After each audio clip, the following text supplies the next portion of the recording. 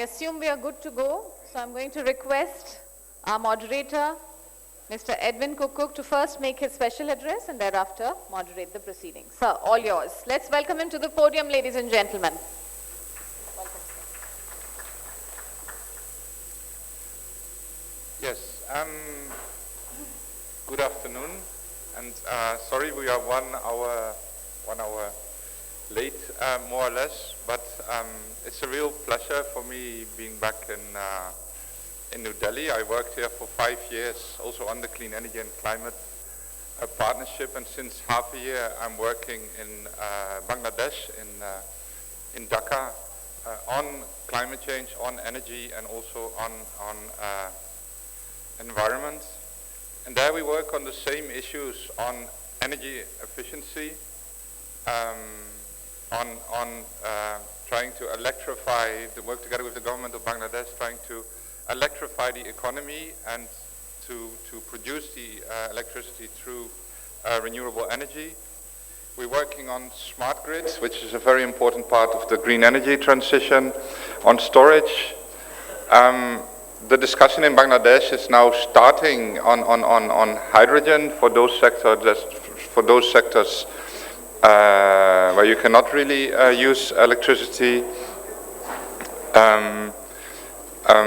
and also, and we believe as European Union that it is a very important part of the green energy transition, an integrated energy market, and also regional energy connectivity. So work on regional energy connectivity has been going on for many years, and we have with us the World Bank and USAID, but also ADB has been very active in this area. And we now as EU are interested in adding our expertise and knowledge to all the ongoing work. We will start soon a new project of 5 million euros, which will be led from Bangladesh, trying to add momentum to all the ongoing work on regional energy connectivity, using the knowledge and expertise that we have developed in the European Union in the last 30 years. Because in the European Union we have agreed on common energy market rules and on a cross-border infrastructure, and this will be so important for the green energy transition, because we need this, in Europe we needed this interconnection to deal with the high share of renewable energy in our energy mix, which now is more or less 37%, but by 2030 60% of our electricity will be coming from renewable energy. I will go very quickly through my speech, just highlight a few elements because we don't have time and I want to listen to you. So in Europe we wanted to ensure with all our rules and legislation that we have a well-functioning market which is transparent and efficiently monitored, so to ensure that the energy flows where it's flows freely where it's most needed. We also have methodologies and legislation looking into the risks, the risk preparedness of our European system, which was extremely important in the context of the Russian war in Ukraine. And so we have asked the member states to come up with plans on how to be prepared, and also, and I think that's an important element also for regional energy connectivity in South Asia, also to ensure solidarity between the European countries. We were involved together with USAID and, if I'm not mistaken, also World Bank, in an event in Bangladesh, a regional event organized by the Climate Parliament, where actually the parliamentarians indicated that South Asia is one of the least connected areas, and solidarity is a very important element of trying to connect the countries better. In Europe, we had to liberalize our electricity market three decades ago. Then we had to harmonize our laws and rules and regulations, and we had to create new institutions. We created an institution called the Agency for the Cooperation of Energy Regulators, and an institution called the European Network of Transition System Operators. And both were necessary to ensure that our legislation and rules are harmonized, and that our transmission actually functions properly. After that, we also had to couple our markets, and we had to couple our prices. I think this is again an important argument for also connecting the countries in South Asia. Countries are interested in trading with each other, but they are doing so through bilateral agreements requiring long negotiations, thick documents of 300 pages to be able to trade. If you manage to have a coupled market, a coupled pricing system, you take out the politics out of the electricity market, then you are actually able to reduce the costs and to use the energy freely where it's most needed. Then you need transmission lines, so the infrastructure, and there we had NSOE overviewing the coordination and facilitating the development of the transnational electricity grids. NSOE was also developing, and because all this requires planning, and USAID will be able to tell more about it. NSOE also developed a 10-year network development plan for a European transmission network. And in addition to the transmission, you need the interconnectors. And the last thing I want to mention about how we are organized in Europe is we have a trans-European network for energy, looking into the projects that can contribute to this European interconnection and European functioning market. As I said, we are about to start, and hopefully we will know more at the end of this year. We're still working on it. A new project, which will look into, I think, the same elements of what the other active donors are already looking into. So the improved regional and national policy and regulatory framework and investment climate in South Asia. Also, we want to contribute to ensuring that the different countries in South Asia are on the same level, knowledge-wise, and also technologically-wise. You need to have transmission lines also within the countries to make it sense, to make sense to connect the countries. And there in Europe, we have a lot of experience because we have richer and poorer countries, technologically more and less advanced countries, and smaller and larger countries. And these two entities that I mentioned, NSOE and ACER, so the energy regulators, they have a lot of experience and developed methodologies to allow good communication to the richer and poorer countries, larger and smaller countries.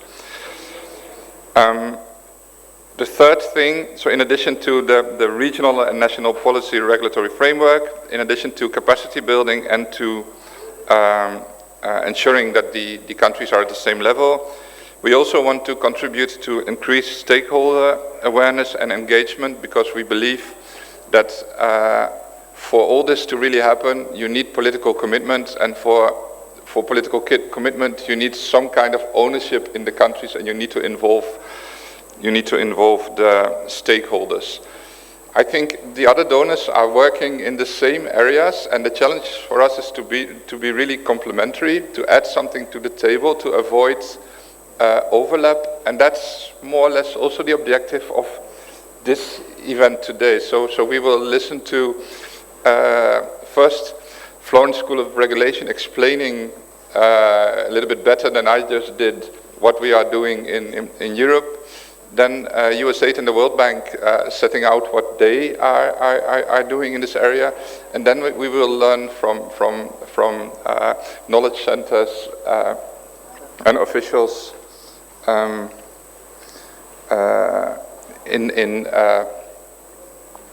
in India, and also from beautiful Bangladesh, to react and also to comment on where you think that the European Union can have added value. I'm asked to start with Mrs. Surbhi because she needs to leave soon. So perhaps, so once again, the question would be, what are, according to you, the relevant developments at the moment?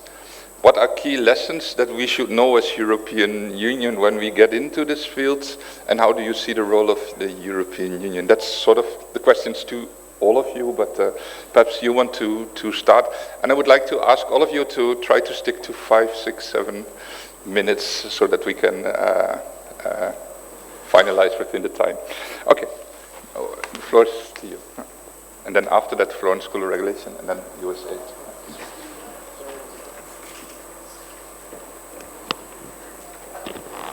Thank you so much, Edwin, for accommodating my request, because I have something to attend to, and for that I need to really rush. So, but thanks so much, and thanks so much for being there with us.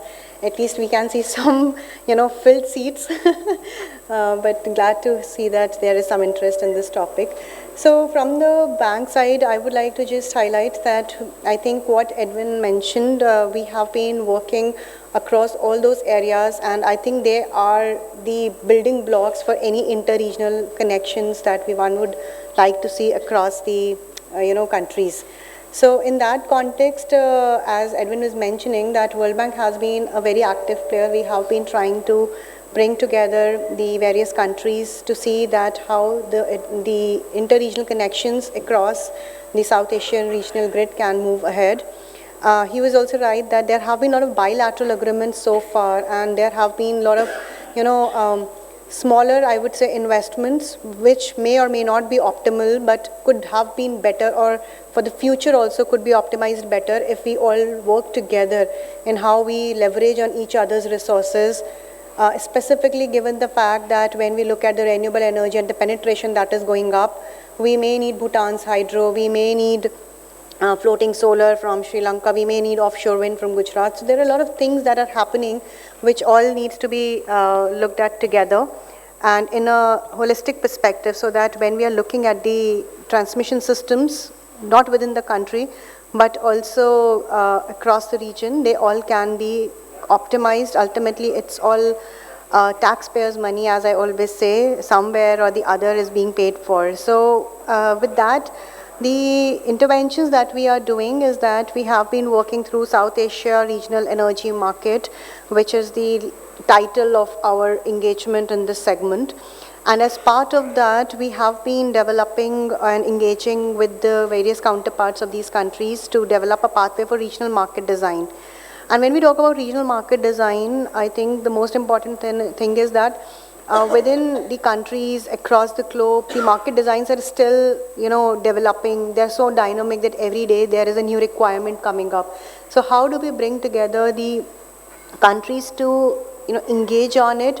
There are different levels of markets. There are different levels of design that at the moment exist. How we can bring them together, how the two systems can talk to each other so that there is a seamless interface between the regional exchange of power is what this particular work is looking at. The draft report is already available, and we have, formed a joint working group of the South Asia Forum for Infrastructure Regulations, as part of which this entire work is being spearheaded. As part of this also, we are looking to have a transmission planners forum so that the transmission planning could be cohesive, could be, integrated in the beginning itself rather than as an afterthought, which again is very important, because once you have made an investment, you just can't leave it as a dead investment. You have to, keep fine-tuning it. So instead of thinking about it later, how we should plan it ahead of the time. Apart from that, what we are also looking at is we are preparing a regional master transmission plan.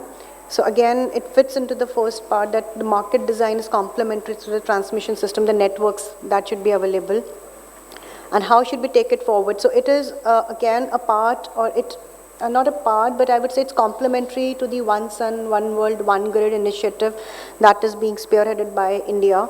But across the globe, it's being discussed that how the regional grids and the national grids can be supporting each other, because sun never, sets at any point in time, across the globe. It's somewhere upshining. So how we can leverage on those resources that we have, and we have an integrated system available, again, to complement the resources that these different countries have in their own kitties. We are also looking at how we can look at the transmission pricing mechanisms, because ultimately once you start to exchange power, the transmission pricing issues, how it's being metered, what kind of HVDC lines or HVAC lines or other kind of technologies are available, how do we price it, what kind of capex is there, is it forward looking enough so that the power transmission lines are not laid again and again, and it can be optimized. So that is, I think, again, a very important requirement to be looked at when we are looking at this cohesive design.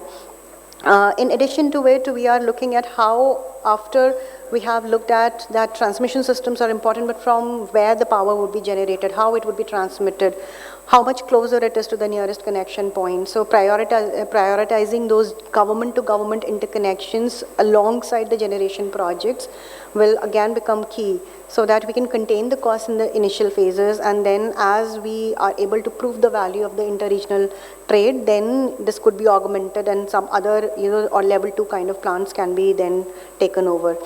Again, what Edwin mentioned, I think very critical, that capacity building of these institutes across the countries are very important. Every country is at different levels, the system sizes are different within South Asia region.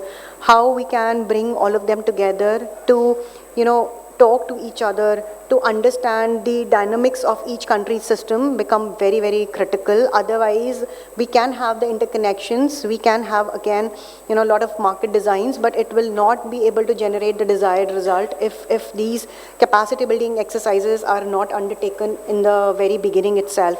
And when we look at capacity building, we are also looking at the hands-on training. So we have been helping some of the utilities and their officials to get the real life kind of an experience. And as part of it, there are two verticals, technical and regulatory, because both are important. How the regulations will talk to each other across the countries, what kind of pooling infrastructures, etc. are important, who will bear the cost, what kind of system availability is important, so the redundancies are maintained, there are ancillary services available, how, which generator should generate when to complement the grid. All those things become very important.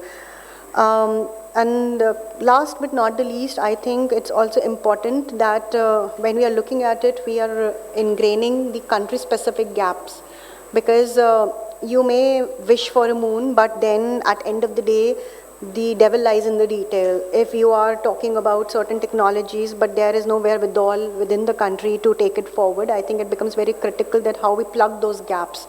And I think all the countries have been very forthcoming. They have been quite keen to interact with each other. Of course, there are certain nuances around the geopolitical risks which will remain, which we have seen across the globe. How we overcome all those and give technical constraints the priority, I think it's important. And this is where I would like to just bring in NSTOE's experience here, that the way they have overcome all these challenges, I think it's something to learn from, and this is what is also being ingrained as one of our information data points for our engagement in this space. They have been doing a fantastic job. I think 39 countries are connected through 43 interconnections, and multi-billion-dollar trade is being done.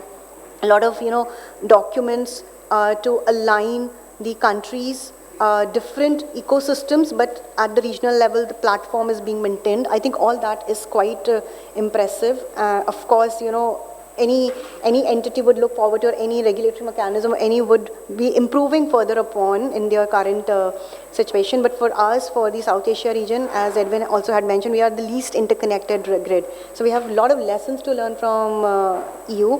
And I hope that as we progress on this, we may be able to find certain more implementable recommendations from the panel, which can be taken forward probably directly by the utilities. If it needs financing support through ours, any kind of further insights, we will be more than happy to look forward to engage on those aspects.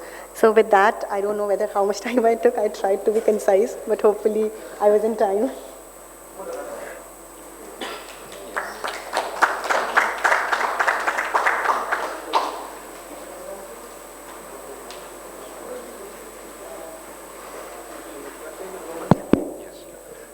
So I will be slightly stricter on the others, but you were almost in time. So 8 minutes. 8? But no, it was really interesting, and so your focus on market design, and also on because you are an investor, also to ensure that if you have transmission lines, that you also think on where actually the interconnection can take place and how can we do it in the most cost-effective way. And again, also I think all of us want to work on capacity building, and we need to see how we can do that together. I think it was also good that you mentioned OSO work. I had it in my speech, but I forgot to mention it. It's actually initiated by the Honorable Prime Minister of India, trying to connect the whole world. And I think it would be very interesting if at least we could try to also interconnect this part of the world. So many thanks, and also thanks for indicating that NSOE indeed might have important recommendations, although the setting is different, but there might be lessons that might be valuable also for this this part of the world. So thank you very much. Yeah. Thank you very much for being here. So then I would like to ask Parul from Florence School of Regulation to give a more general presentation and to try to stick within 7 minutes, 6-7 minutes. Sure. On how things function in Europe and linking it to this region. Over to you. Sure, thanks. I'll just have my slides on.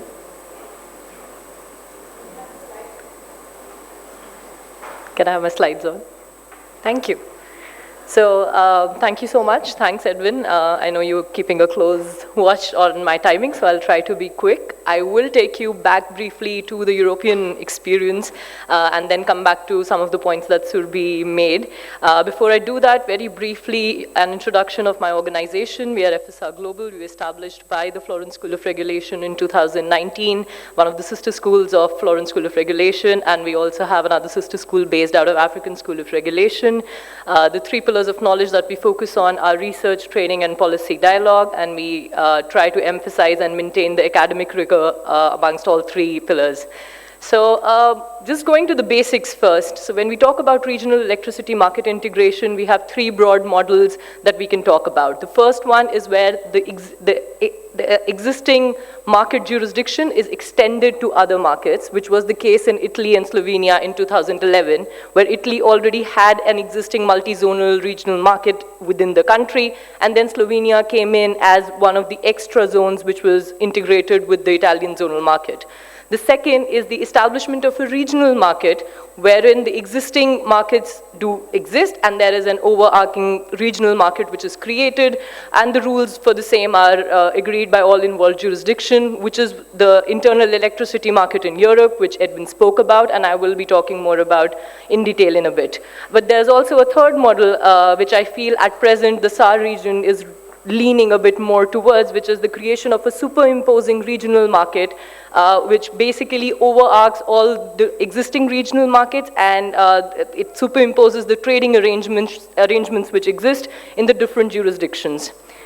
Coming to the internal electricity market in Europe to begin with. So again, as Edwin already mentioned, this was implemented through market coupling in the day-ahead and intraday timeframes. The algorithm was created, which is called Euphemia, and it was developed so as to accommodate most of the features that existed in the previous national or regional markets of Europe. What it does is basically efficiently couple the different market zones that exist, and the aim, of course, is to deliver maximized benefits to the European energy consumers. And as a result, you can see that the efficiency which has come through due to this cross-zonal capacity in the intraday, in the day-ahead market, has resulted in an estimated annual benefits of more than 1 billion euros. So I have broadly divided this EU experience into two parts. First is the planning aspect, and I'll be talking about NSOE in this regard. So there is a 2-year cycle on which the European network planning is performed. The 10-year network development plan is put forth by NSOE, which is the electricity. So there are two NSOs. One is for electricity, as gas. I'll mostly be talking about electricity here. And these 10-year plans are also subjected to ACER's, where ACER is basically looking into any discrepancies that might exist in the 10-year plan and the regional or national plans that have been set forth. Of specific interest here for us today is the projects of common interest. So what these projects are, they are part of the EU 10-year network development plan. However, these are priority projects focusing on interconnecting the EU energy system infrastructure. And as is with the 10-year development plan, these lists are also established every 2 years. Now, this is where the projects are linked to the regulation aspect of this. So let me talk a bit about the 10E regulation which comes into play here.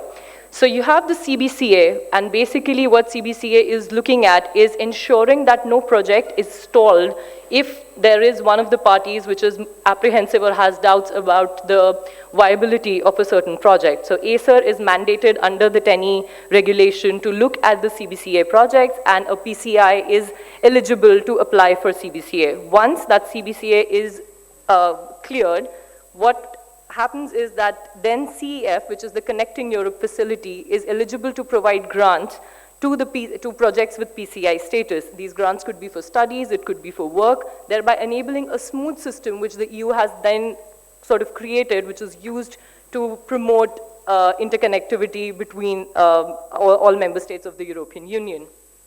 So you see, I've tried to bring in all the different dimensions of this regional electricity market here. I won't go through each subset due to paucity of time, but we can discuss this later during the panel discussion. Quickly coming to the CBET in SAR now. Again, Surbhi has already highlighted some of the aspects, so I won't be repeating that, but we do have a shared vision. I think that already exists, and we agree on that. But how? Are we using existing frameworks like BIMSTEC, SARC, SAFIR? Do we need a new platform, a new institutional organization which can promote the ambition that we have for the region?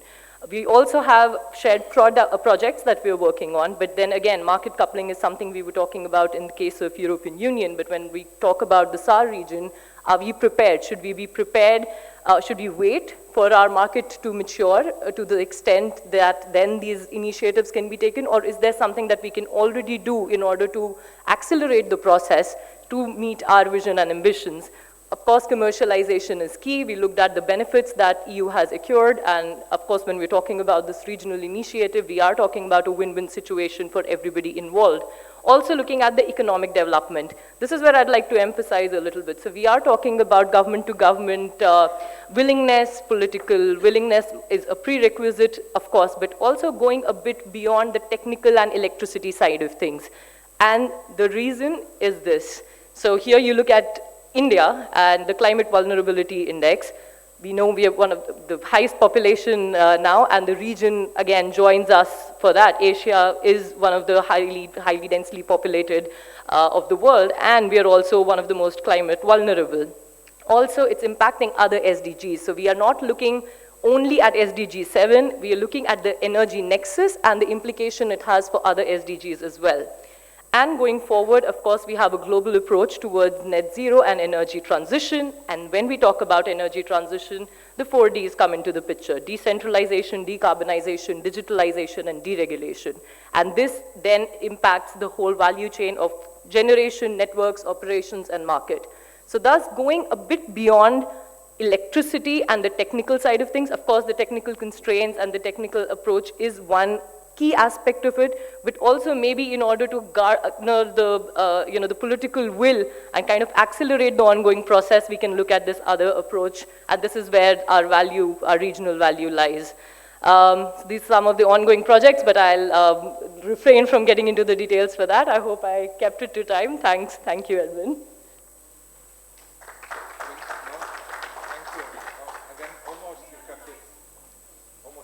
the time, and I think it was a very relevant and important presentation of the Florence School of Regulation, which is a good partner. They know both Europe and they understand the region, and I think it was important that you referred to this project of common interest, and also the cross-border cost allocation, where we have a lot of experience in Europe. How do you assess the cost and benefits for the countries involved, and also and I think that will be part of the discussion,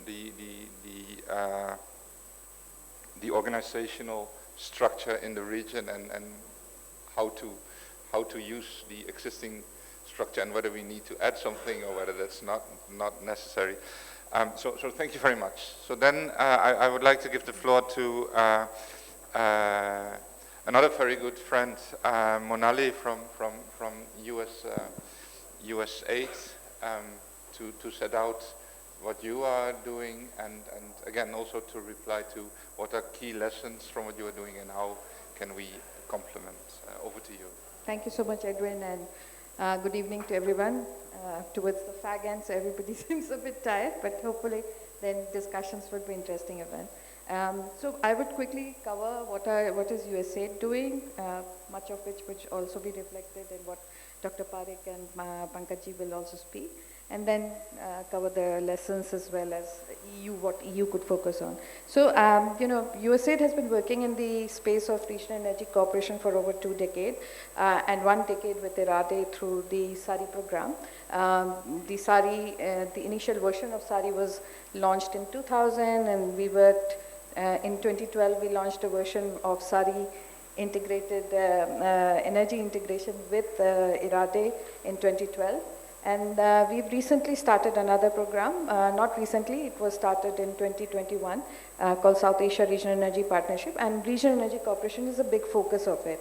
How USAID has approached it is basically in the initial phases of SARI.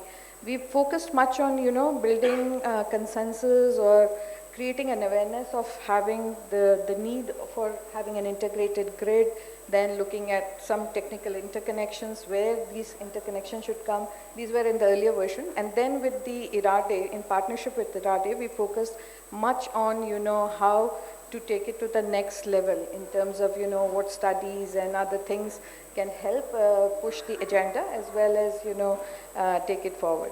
So let me come to, while SARI did quite a bit of work in terms of creating the enabling environment, producing relevant studies and analysis, in the current program, which is the South Asia Regional Energy Partnership or SAREP, we have been focusing more on the, to great extent on the implementation part of it. While there are still studies and analysis which needs to be done, but the focus primarily has been on the implementation side.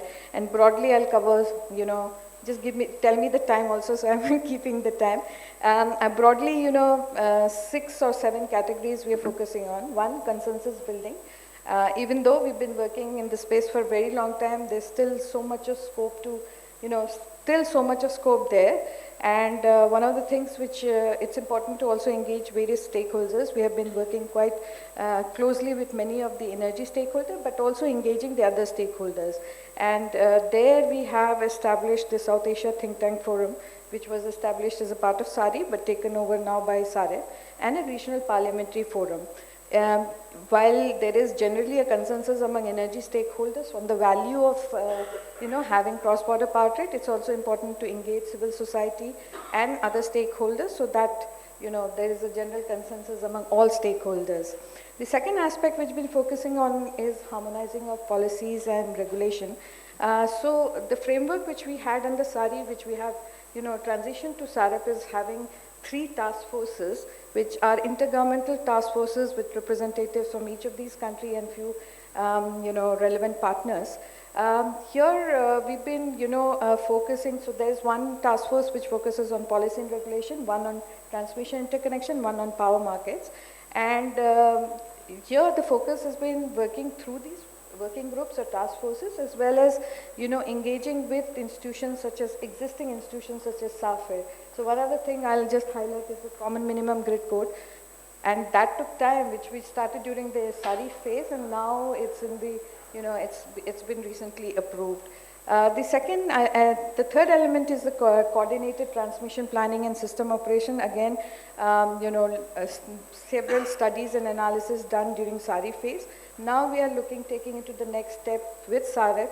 Through the task forces, we are looking at doing specific studies to identify which are the priority transmission interconnection for the different countries, and how should they go about identifying more transmission interconnection in the region. The fourth element which we've been focusing on, working with regional and national institutions. Just as you were mentioning, each of these countries, we need to work and bring the capacity, strengthen the capacity of each of the national institutions, but also, engage the regional institutions such as, BIMSTEC or SAFER or SARC. We do have engagement with SARC, but not very active, I would say, but our support or work with SAFER as well as BIMSTEC Energy Center has been going strong, and there's been several interventions. We've been providing them with technical assistance. The fifth piece of work I'll categorize in power markets, supporting each of the countries. Like India has a vibrant and pretty established power market, so now supporting the other countries to first build the capacity and participate in the Indian exchanges. So we've supported both Nepal as well as now Bhutan in terms of participating in the Indian exchange. We hope Bangladesh will also soon join. So that's an effort which we, along with our Bangladesh program, are working towards. Also, one element within the power market is on investments, right? Investments are required for transmission interconnection, for all these. So as a part of that, we have also constituted a forum which is called South Asia Forum for Energy Investments, which we hope to bring all the like-minded stakeholders to bring in investments in the for regional projects. Then there are two more which I'll briefly touch upon. One is strengthening the capacity of trading companies in other countries, in which most of them are trading units within existing transmission companies. So strengthening their capacity to operate as a full-fledged and creating more trading entities. And then the trilateral trade. Thus far, as you mentioned, that most of the trade is happening bilaterally, but policy framework, regulatory framework are there to allow for trilateral. So that is something which we would like to do, is to how to support it. One of the cross-cutting element to all of these is the capacity building. So that's a big focus. We do a number of training, whether it's regulator training or system operator training. So that's an element which is common to it. So let me come to the lessons. Big lessons which are during the course of implementation is regional energy projects take time. Things move slowly because you're not working with just one government but several governments. So it takes time and requires consistent effort and continuous follow-on. And also important is not just work with just the stakeholder, energy stakeholders, as I mentioned, but engage all the stakeholders, the civil society, parliamentarians, and other bodies who would directly or indirectly have influence. I mean, generally everybody should be in agreement, okay, this makes sense and we should be doing it. So that's the idea. What are the bottlenecks, and that's how I'll frame what the EU should be doing, is the transmission interconnections. We do not have enough transmission interconnections now to really accelerate the power trade. That really needs to be promoted, and most of and all the countries in the region are working towards that. But that's one thing. And the second piece, which you also mentioned, was the political consensus. Despite everything, when we move to a market system, the political, that risk goes down. But as of now, that is one of the things or challenges which the region has to focus on. So where EU can come in, where you can bring in, and obviously the capacity was another thing. So I'll begin first with capacity. Yes, of course, capacity building. Everybody, as World Bank, ADB, all of us need to do more. There's so much of need. There's retention. People, attrition rates are high. People move on. New people come in. So there is a lot of space to do capacity building. And especially for Europe, I think there is a great value in bringing lessons from, NSOE or ACER, sort of how did they go about it. That's something which would be really interesting for South Asia. and to learn how they went about it. So that's one I would say is definitely worthwhile. While you did mention technical your project would also be technical assistance and capacity building, but it would be also very important, as what we are trying, even though we are T program, is to bring in investments for transmission, interconnection and regional project. So engaging private sector is a big part of it. Thus far, most of our transmission interconnection has been by the public or the government itself. So how do we get more private sector is something which EU can look at or focus at. And then, while we are working at a national level in each of the country to build up their capacity, it's still important, I think, to continue engaging with the regional institutions and create, we are trying to create few, but working with those regional institutions where all these countries are coming on a common platform, because all of them have a common or regional goal. If we are working with one, we are seeing it with one perspective. If we are just working with Bangladesh, sorry, not saying that, but we are approaching it from Bangladesh side. When we are working with Nepal, we are approaching with Nepal perspective. So it's also important, that there are institutions and there are forums and platforms where all the stakeholders come together at a regional platform, and where enough trust is there, where enough consensus is there, that they are able to freely talk. And that's what we are trying to do through these formal, informal forums, and one of which is on system operator and transmission utilities, which we've been trying to seed, and let's hope that it works or it works, but that's something which, is something we, European Union, could also support in helping strengthen these institutions and forums. So I'll stop there. I think I took more time, but thanks. No, but I fully understand, because you have indeed been working for so long in this area, and you have been able to address all the elements that are relevant. I would like to pick out of the many things that you said, the investment angle and the need to involve the private sector. Again, I really reduced my speech at the beginning, but as EU, we are now more and more focusing on our global gateway, trying to invest in infrastructure. So for us, this discussion on how to best invest in interconnection and transmission in this part of the world is indeed very interesting, and I think that's one of the many elements where we can work together. So now that we have had the donors, I would be very keen on learning from Dr. Jyoti Parikh from IRADe,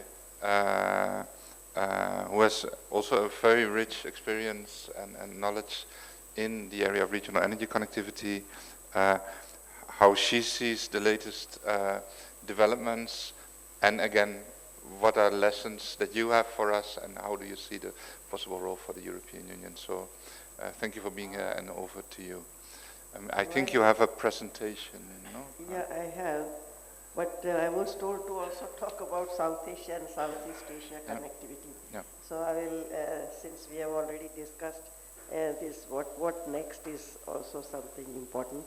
And it is that link is at the same level as we were in 10, 12 years ago. And has it started? Please put on, so I will quickly, just a few slides. But till it's put on, yeah. Yes, Let me just say that, yes, we started with USAID in 2012 and went on working with them, and they were holding hands with us, as well as we were together holding hands of others. Of course, India has interconnected itself quite well since 2000, almost since 90s, mid-90s, and so that helped a lot, and to some extent, that kind of thing was already there in India. But when you talk about other countries, there is an issue of sovereignty that you have to respect, and there, when you optimize, it's a 4 decision makers and not just 1 decision maker, and that's what made it hard. Maybe I'll just quickly.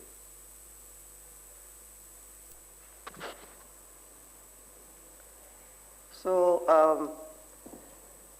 So subsequent to USAID, and in fact they wanted that this thing continues with other donors. From the very beginning they had said that let's do that.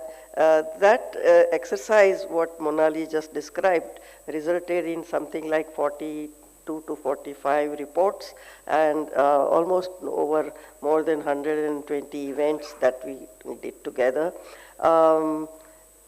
But then we also worked with UKID. That time, when in 2016, it was much more India based on coal, and before Paris Agreement, there was not that much thrust on renewable, which we brought in, and that was UKID. And now this work is done for ADB, who wants to see whether this can be done further.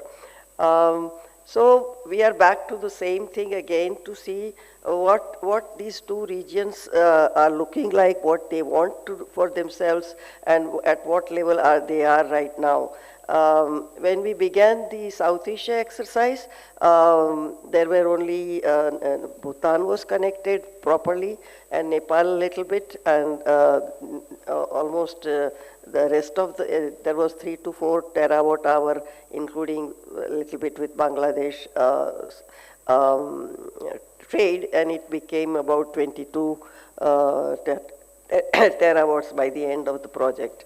So here, so this is again the scoping exercise where you can see that installed capacity of South Asia is 430 and to something like 300 for Southeast Asia with generation and megawatt hours, and there's a distribution of coal, oil, gas, and so on, where basically fossil fuel dependence is very high for both the regions. But when you look at the consumption per capita, Southeast Asia has about twice as much. Their GDP is also twice as much per capita. But we should know that okay, I'll tell maybe that later. So compelling reasons for clean energy transition is with a focus on power sector are that we want to reduce the reliance on imported fossil fuels. We also would like to together uncertainties of availability and prices. They are all in growth phase. So that's little different from EU countries where they have reasonably growth phase is achieved quite well. But here there is still exponential growth phase, and that actually is helpful for more when we do modeling work. But it's more helpful to amenable to power trade, because everybody needs. There's not enough energy for anybody, and so they all want to maximize. There is no question of my power is not selling. The cross-border power trade can optimize generation cost, capacity, reduce, and so on and so forth. So here you can see that now things are a little bit on the way, 800 but 10,000 in 10 years. Whereas in Southeast Asia, there are already almost 26 transmission lines, out of which 19 are all connecting with Thailand. So it's kind of going to be a center for the cross-border power trade. It's already is, and so all we have to do, it's already well connected. They have been doing this for 1992 or 95, and they are well on their way, but still there are no markets. They have one advantage is that they have a HAPUA. It's an institution which deals with all these issues just like in the EU, among the EU countries. So institutional support is there, which is something being developed within. Actually, we tried with SARI itself with USAID, but that has not happened. Sorry. So medium trade, that now what would drive this trade? Why would that really work? Now there is a impression that people need. Yeah, that's good.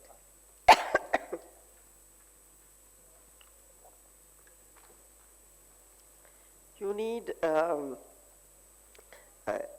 the time difference. But time difference is not the only thing that drives this trade. One sun, one world, that gives you impression that is driven by sun, but sun is somewhat metaphorical. And price difference, resource difference, infrastructure, nature of load curves, and seasonal difference, many things drive it. So one should not calculate only on the basis of time difference what can be exchanged. And indeed, right now, the South Asia region is practically same time zone within 1 hour of difference, but it's doing okay. And it can also go up to from 24 to 3 to 400 terawatt hour according to us till 2050. So in Southeast Asia, that can also happen, and we have shown that this is the demand, and demand growth is substantial, which I was saying growth phase is very important. And both regions can reach as high as 5,000. I'm talking about the grid sizes, the regional grid size. Now we're talking about inter-regional. So they are both of that level, and even 10% of this, we were talking about 1,000 terawatt hour. And there is, of course, some seasonal difference, but that's not the thing that time difference, but that's not the thing that would drive it. So the resource difference, second potential, resource potential also, everybody is trying to decarbonize, and more the renewable, in fact, more we need each other, because renewable is not very reliable. And so that wise also, there is a, I think, reasonable amount of renewable potential that should not work. And here is the time diversity. Of course, it's there, which is not much within the region, but intra-regional, inter-regional, there is much more time diversity. So with this, CO2 emissions also can be reduced so much. Right now it is that as 1.1 billion from power sector alone, not the other. There are geographic challenges, which is Sri Lanka and Maldives for India, and Southeast Asia region also, Indonesia and Malaysia. So with this, I had many other slides which I crossed out because this is the ADB study right now, but I thought I'll now just spend 1 minute on EU. So EU has already the is the ultimate goal for perhaps everybody, and it has started perhaps before the last World War, and between France and Italy, but then now it has reached to so many countries, and it has all the protocols, and it has reached operating stage, and how operators, grid operators work, whereas we are still working with the decision makers, political consensus, institutional framework, and all that. So it's far more initial stage, scoping study, then feasibility studies, and then every transmission line, how to evaluate them. And so these are many steps once the consensus building is there. And in fact, we are working from bilateral to trilateral, so, and that should work out soon, we hope so. And so that is why the bilateral agreement part is over, and also trilateral part is cleared by Government of India. And there is so EU is in the right stage, to take over this matter that USAID has brought so far, and much has been covered, much ground has been covered, but still it is just a beginning, and sometimes what the beginning is the most important thing, and we hope that this trade within each, and the more we connected, even the rural areas and so on, even the distribution, if that is not covered within the country, then like only Kathmandu will benefit, or one state will benefit. It is not that is not the things we are looking for, and we are looking for spread electricity availability in all the countries and in both the regions. Thank you. Thank you so much. And thank you for setting out very clearly the reasons and the drivers, and also showing that indeed in Southeast Asia the connection is rather well developed, and that indeed there's a lot of work to be done here, and that we are, I wouldn't say at the beginning, because a lot of work has been done, but indeed the political consensus, which was also already mentioned by USAID, there we are perhaps at the initial stage. So thank you very much. I would now like to immediately move to Dr. Pankaj Batra, also from IRADe, to give a short presentation. Over to you.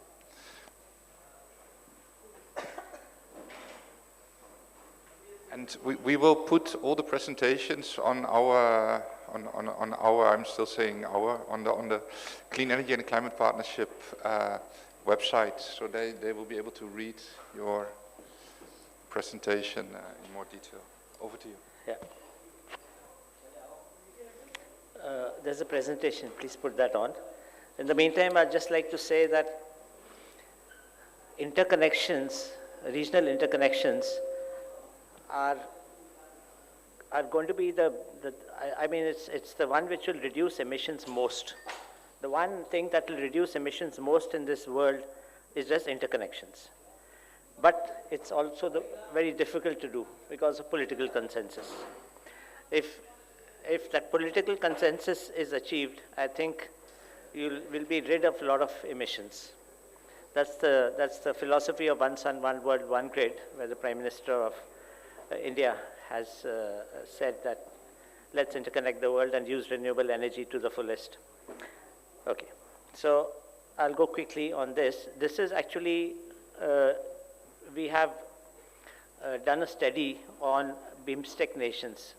BIMSTEC is basically South Asia, but plus Myanmar and Thailand, and minus Pakistan and Afghanistan. So it's more or less the same countries, except for certain differences. So this is what it is. If you see SAARC, that's South Asia, and if you see ASEAN, and there are some countries in common, which are part of mainly South Asia, but some of Southeast Asia, ASEAN. The objectives for this interconnection is that there are lots of benefits. So pathway for energy transition, optimal utilization of regeneration resources in the region, optimal integration of intermittent renewable energy sources to the grid, which might otherwise be lost. I know that before Nepal was taking part in the market in India, the CMD of Nepal Electricity Authority was worried during the monsoons because water was overflowing and he didn't have a market to sell power to. And now I think Nepal has benefited a lot because of that. And also Bhutan, which has started taking part in the Indian Power Exchange. Also, it results in optimal utilization of right-of-way of transmission lines. It's faster and more economical energy access for everyone in the region. It would lead to reduced carbon emissions, and as I said, one step towards One Sun, One World, One Grid vision. This is just the generation in the generation in different countries, the generation capacity. And if you add these all together, for example, Bhutan would have mainly hydro and so on, which is it's a mix of coal, natural gas, hydro, oil, diesel, nuclear, and then total. If you combine all these, and you see such a good mix in the BIMSTEC region, so it's more or less equally divided, major by coal, and then renewables, and hydro and gas. So it makes a very good mix if you interconnect all these nations. Also the diversities which ma'am talked about on daily diversities as well as the regional diversities for all these countries.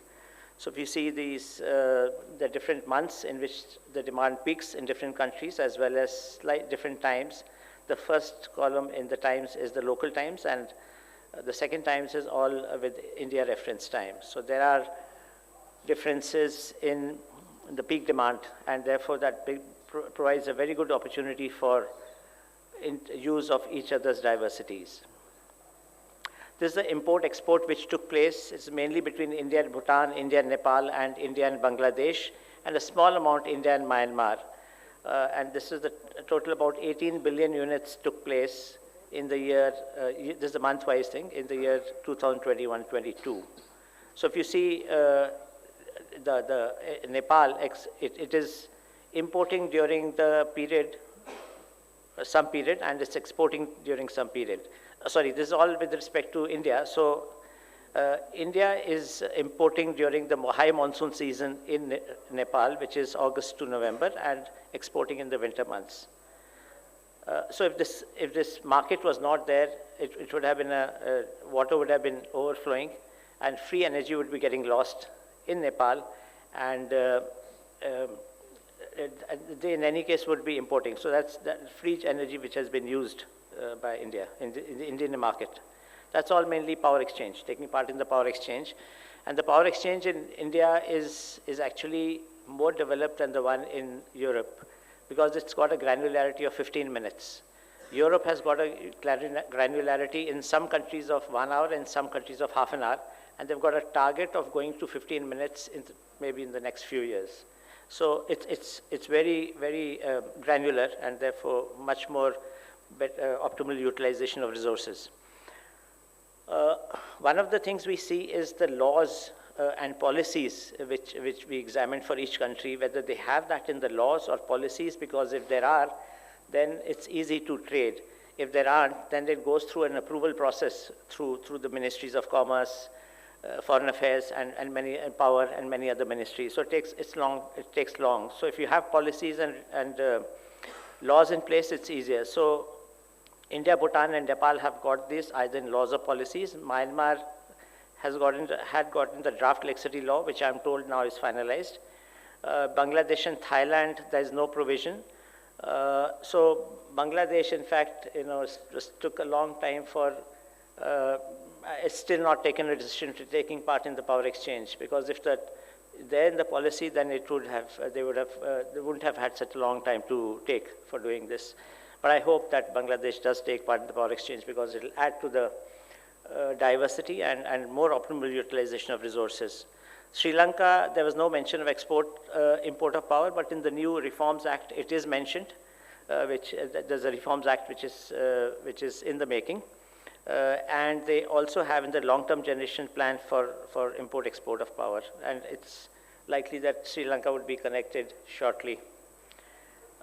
These are some of the existing interconnections. I won't go into details because this is just a matter of fact. There's high voltage between India and Bangladesh, 400 kV. India, Bhutan, these lines. India, Nepal, these lines. India, Myanmar is a very small line, 11 kV, so there's hardly any. But there is consensus now of interconnecting India and Myanmar through high voltage lines. So I'll just mention that. This is the one which I'm talking about, which are either under execution or under consideration. So if you see India-Myanmar is a 400 kV double circuit, which is high capacity interconnection with HVDC back-to-back link at Tamu, which is a border town in Myanmar side. There are a number of considerations. I won't go into details about that, but normally when you start interconnecting, it's done through bilateral agreements between countries through government-to-government contracts, and later they develop into a market, which is now happening which would be happening in this region. So it's not an easy thing. I think this is more technical, so I won't get into details about. There are things which is not only the transmission capacity which matters, but it's the transfer capability, which is different from capacity, because even if a line is capable of carrying 2,000 megawatts, if there's no onward transmission interconnection, it cannot. And there's also a role of angular stability, which is done through system studies. So I won't get into this again. So just a small thing here, that whenever we build a transmission interconnection between two countries, it's a lumped parameter. So initially, the line is likely to be underloaded, and as time passes, as trade increases, its load will increase. So it's not like a gradual increase. It's a lumped parameter. So when we plan a transmission system, we are not sure. Yeah, last sort of. It's not sure that we are how things are going to change. I mean, over the next, because transmission systems last for 50 years, and how things are going to change, we don't know. It may happen that after 50 years, everybody will be generating from the rooftop solar PV, and you may not require transmission interconnections. But you have to plan in advance, and so I think it's a mix of things, what's happening presently and what you can foresee in the future. Yeah, so there are various gains we calculated for each country after the interconnections. I won't get into details of this. Yeah, thank you. Thank you so much, and it's painful to push you to be quicker, because I think there was really relevant and interesting information in the presentation, including on the financial gains for the different countries, and also it was good to again hear about the complementarity between the countries, that when you have hydropower from Nepal in the monsoon period, it's needed in India and in Bangladesh, and the other way around. Solar energy from the northeast is needed in Nepal in the rest of the year, in the winter. Okay, so thank you so much. I would like now to go to Mr. Barpanda, Director Market Operations Grid Controller of India. Again, with the same questions, and to react on all the information that has been shared, focusing on what, according to you, are the key messages. Over to you. Thank you. So I am from Grid Controller of India, and our primary responsibility is to ensure secure system operation in the country. And in addition to that, we have many other responsibilities also. So coming to this cross-border transaction, is a policy and guidelines by Ministry of Power, procedure by Central Electricity Authority, regulations by CERC, all these are in place. And we have bilateral joint working group and joint steering committee mechanism with neighboring countries. Bangladesh, we have this in place, then Nepal also. So these are going on very smoothly, and cross-border coordination is also not an issue, and managing very well. Gradually, this cross-border capacity has gone up, as explained by Mr. Pankaj Batra. So number of transmission lines are there. We started long back through some legacy transmission lines to feed just neighboring parts of the countries through 11 kV, 33 kV lines. And starting from that, now we have gone to 400 kV transmission system. Then even 765 kV is also being planned. So new lines, of course, these will help in transmitting power and ensuring that renewable power is utilized optimally in all the countries. So, for example, just to give you statistics, recently we have been generating almost 50,000 megawatt, 50 gigawatt of solar power almost every day during daytime. So that is quite a lot, almost meeting 25% of demand of the country through solar power during daytime. That is not counting rooftop and some isolated solar plants. So now coming to some lessons, this flexibility is the key, because our demand will keep varying. Of course, when we interconnect the power systems, naturally the diversity can be harnessed, and we have been harnessing. There is seasonal diversity, there is diurnal diversity, all these are being done, and it is win-win situation for all the neighboring countries.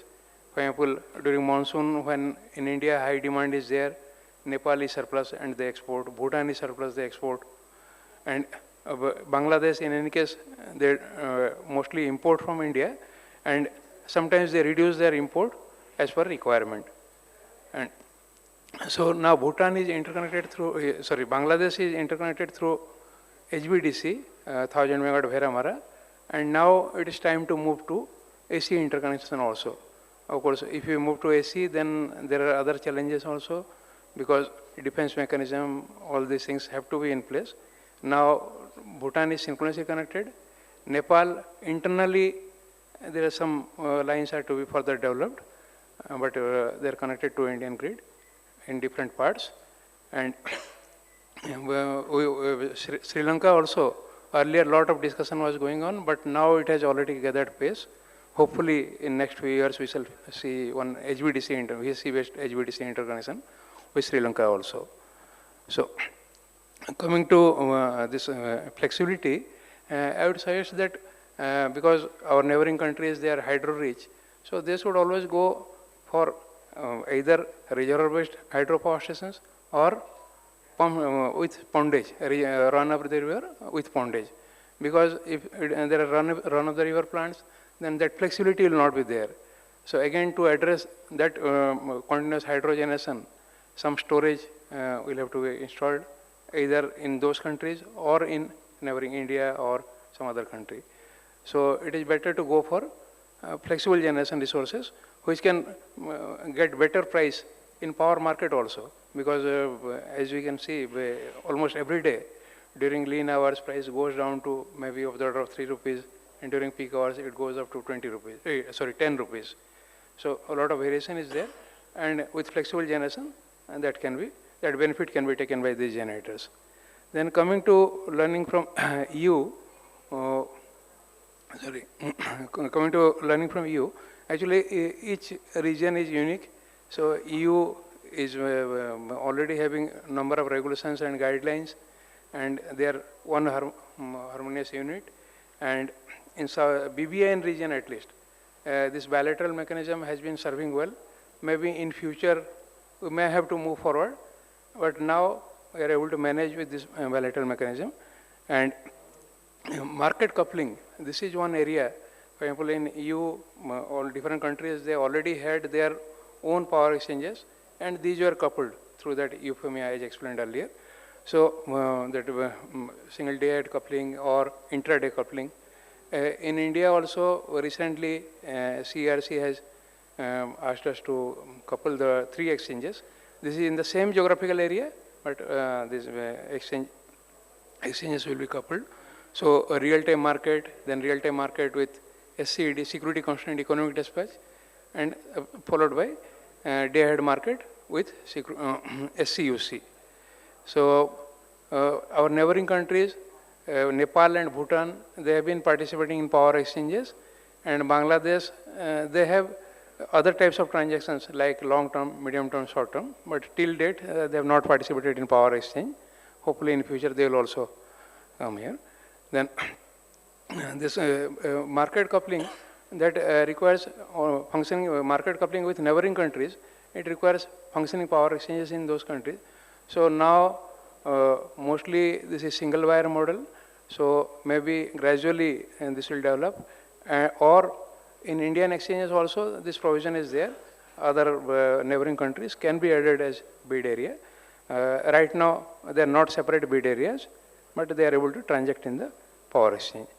Of course, Europe already it is at much advanced level. These resources, reserves, they are also being shared between different countries. So we have also taken our market model, power exchange model from Europe, and that market splitting and all these things they are being done in India also. And hopefully with coupling, we can be able to achieve better volumes. Then, of course, hydro, it is being utilized optimally during morning peak, and during evening peak, hydro is giving support. Thermal is also giving flexibility. They are coming down to 55%, and in future they may have to go to 40% to accommodate more renewable power. Because as I mentioned, already we have touched 50 gigawatt, and we are going up. And wind is more intermittent. Of course, wind is seasonal, but still it is intermittent. So to accommodate that, we have to have more flexible resources and storage. So, so I stop here, and if there are any further questions, we will take up. Thank you. Thank you so much. That was really excellent, and thank you for again setting out the enormous scale of what's happening in India, also in the area of renewable energy, and the required flexibility and the diversity that is there within the country and in the region. And you very rightly pointed out, and that's something I think we cannot stress enough. Each region is unique. So in Europe is a different region, and I think the challenge is to see what kind of best practices are relevant in this region and what not. And indeed, in the area of market coupling, you have market coupling with some of the countries, not yet with Bangladesh. Before giving the floor actually to Mr.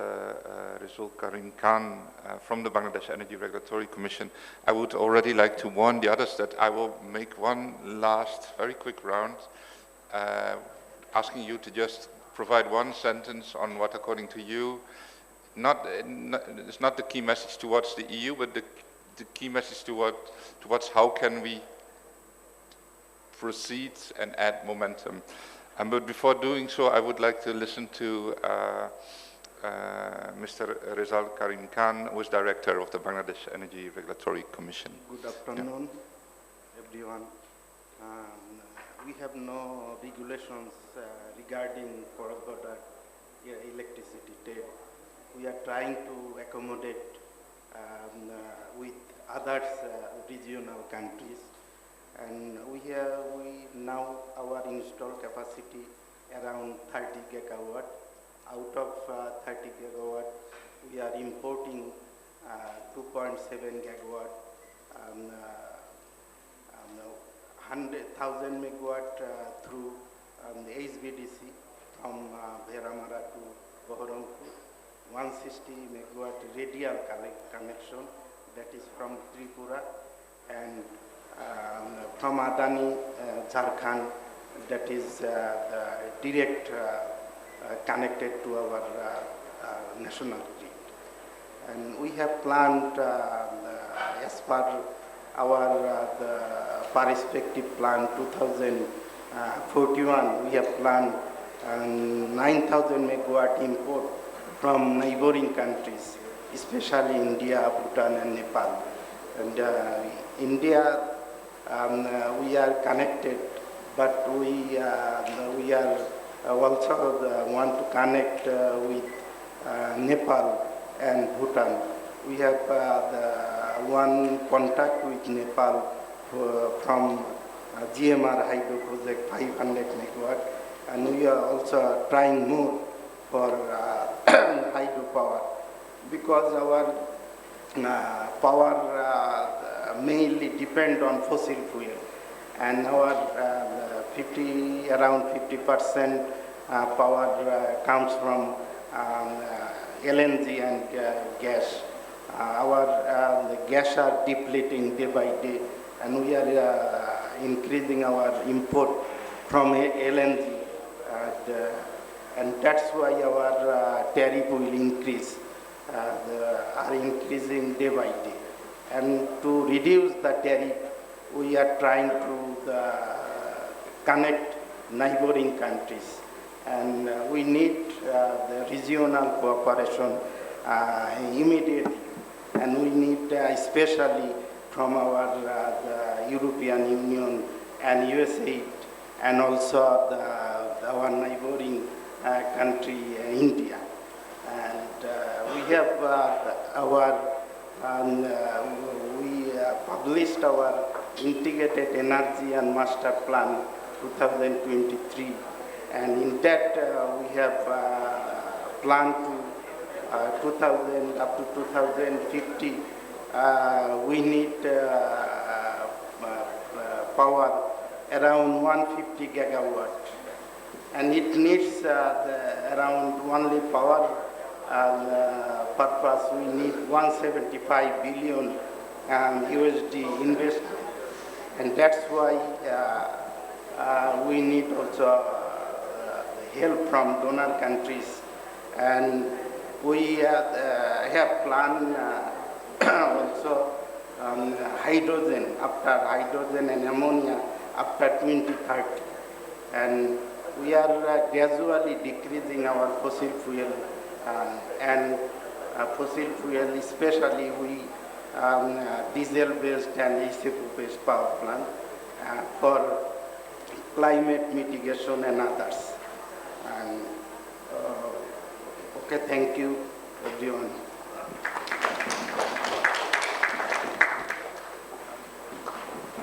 Thank you so much, and thank you for setting out the... I give them one more question, sorry. So, yeah, we are running late, so I will then really reduce my conclusion and just ask you one phrase to indicate what, according to you, is necessary. I think indeed we can share the knowledge from ENSO-E and ASA and focus on transmission and interconnection infrastructure and on investments. And I think the key is to work on political consensus. That would be my conclusion. But my question to you would be only one phrase to indicate how we can add to the existing momentum and make things go quicker. Over to you. So I would say it can be done, Southeast Asia and South Asia, and what we need is capacity building and consensus building and agreement that we want to do it. And I think that the fact that Europeans have reached such a high stage is an example that helps people to believe in it.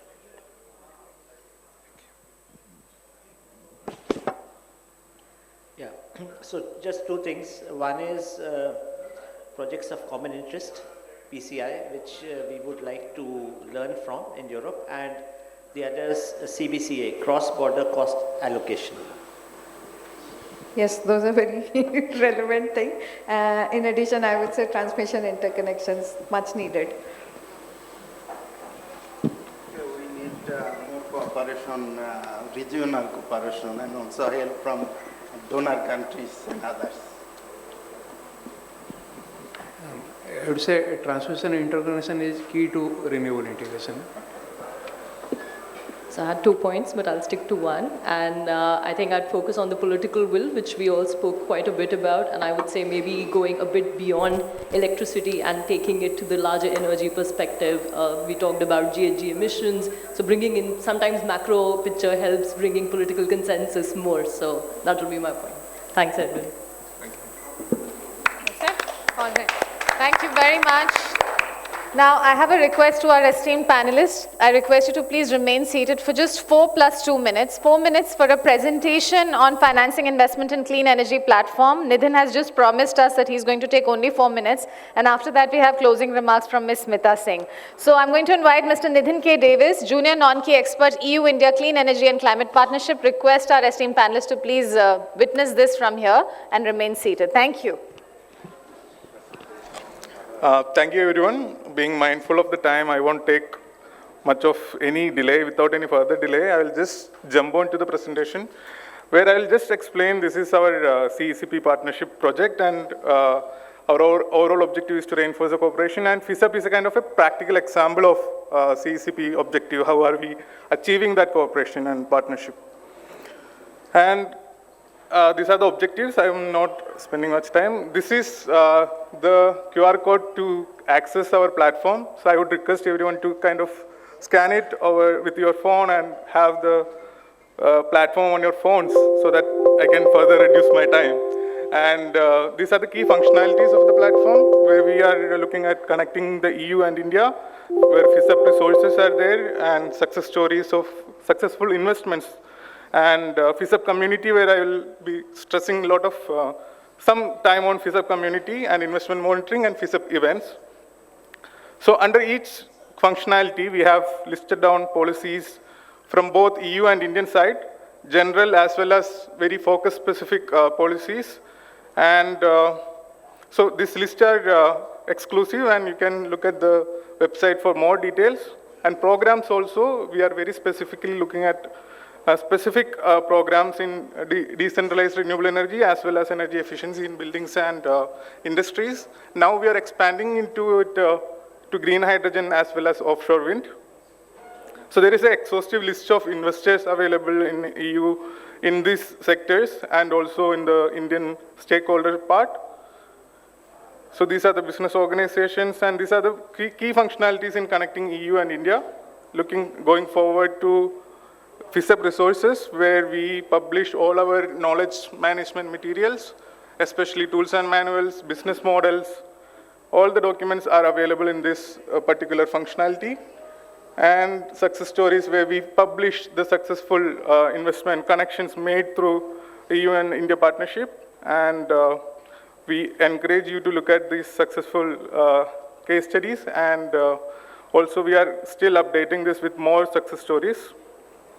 So coming to FISUP community, where I also request you to kind of scan this QR code and sign up for this platform, where you will be getting updates from our project and FISUP related new events, and whenever there is a new resource material available, you will be getting direct email updates on this.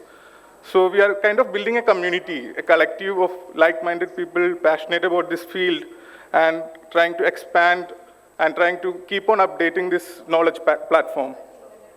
And we will be also organizing knowledge management events as well as matchmaking events with investors, innovators, and policymakers. So coming forward, and then on investment monitoring, it's a kind of a dashboard of all the investments made by the EU and European Investment Bank in the clean energy partnership projects. And the FISUP events, as Edwin mentioned, where we capture all the past events and all the knowledge management products, presentations, and the proceedings of all the events. And we'll be capturing all the presentations from this event also.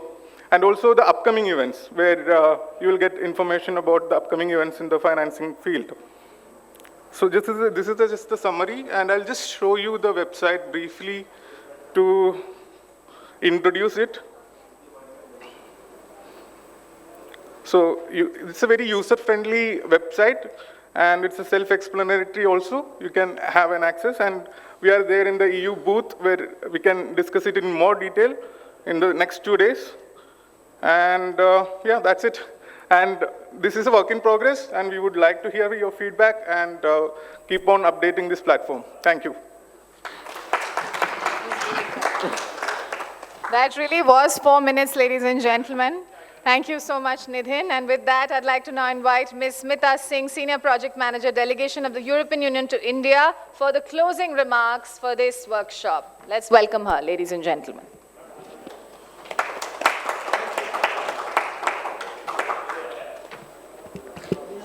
Good evening, everyone. I am very happy to be here because I know you are waiting for this moment that you all can head towards the end of the day. So on behalf of the European Union delegation to India, I really thank firstly this session participants to be patient enough to wait for the presentation at the end and also my closing remarks. The EU and India we have been working very closely over the past years and also with the IGF. Mr. Reggie is here. Thank you very much for giving the EU the opportunity for this 13th EU-India sessions. In the afternoon, we had the green hydrogen session, and it was very interesting. The house was packed, and also now with the regional interconnectivity, we see that we still have people, so definitely the EU chose the best two topics which are of current interest. And going forward, EU and India will continue to work together on green hydrogen, offshore wind, and continuing dialogues on exchanging best practices and technologies, policies, and also, most importantly, exchanging with other partners who are actively working in promoting renewable energy in India, in South Asia, and working towards the net zero target. So thank you very much to everyone. I would like to make special thanks to Edwin, who came all the way from Dhaka to contribute to this session, because our regional program, which is going to be led by the EU delegation in Bangladesh, is going to be managed by him. So he has a good history. He just left last year from India. So thank you very much to PwC for putting this together. PwC is the implementing agency for the EU-India Clean Energy and Partnership Project, and we are very thankful for bringing this immense experience, expertise, and value added for all the collaboration going forward. Thank you very much. Thank you very much, Ms. Smita. With that, we have to thank all our esteemed panelists with small tokens of our gratitude and appreciation, and request Mr. Reji Kumar Pillai, President, India Smart Grid Forum, to please do the honors. Please do join us on stage, sir, and we request you to start from this side. Let's begin by thanking our moderator, Mr. Edwin Koekkoek, Team Leader of Green. I will call them. Mr. Edwin Koekkoek, Team Leader of Green Inclusive Development and Social Protection, EU in Bangladesh. And I'd like to request you, sir, to now present to Dr. Jyoti Parikh, Executive Director, IRADe. Let's have a round of applause, ladies and gentlemen. Shri Pankaj Batra, former Chairperson, Central Electricity Authority. Let's have a round of applause, ladies and gentlemen. Ms. Monali Zeya-Hazra, Regional Energy and Clean Energy Specialist in the Energy Division of Indo-Pacific Office, USAID. Mohammed Rezaul Karim Khan, Director Power, Bangladesh Energy Regulatory Commission. Let's have a round of applause, ladies and gentlemen. Thank you for the applause. Shri S.S. Barpanda, Director Market Operations, Grid Controller of India. Let's have a round of applause. Ms. Parul Bakshi, Research Fellow, FSR Global Energy. Let's have a round of applause. May I invite Nidhin Davis to please accept a small token. Nidhin Davis, Junior Non-Key Expert, EU-India Clean Energy and Climate Partnership. A big round of applause, ladies and gentlemen. And Ms. Smita Singh, Senior Project Manager, Delegation of the European Union to India. Let's welcome her and thank her.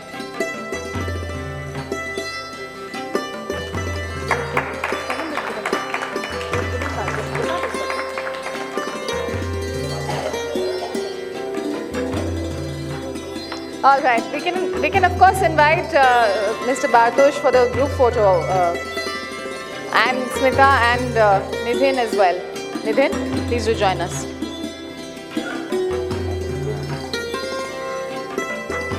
Ladies and gentlemen, that was the EU-India Smart Energy Workshop. We thank our eminent panelists for bringing in their insights, their contributions. Thank you so much once again for your time and your presence.